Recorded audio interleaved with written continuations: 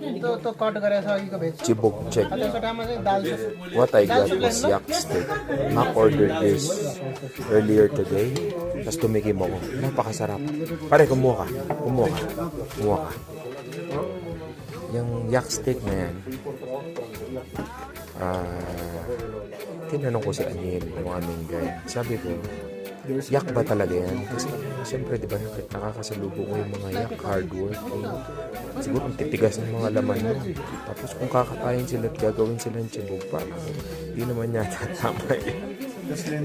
Sabi niya, hindi naman totoong yak steak yan. Nihinaluan nila ng nak, sabi niya.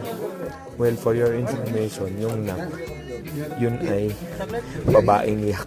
Sa isip ko nung sinabi niyang may halo daw at hindi daw legit o ganun ka-original. Sabi ko, yak din yun.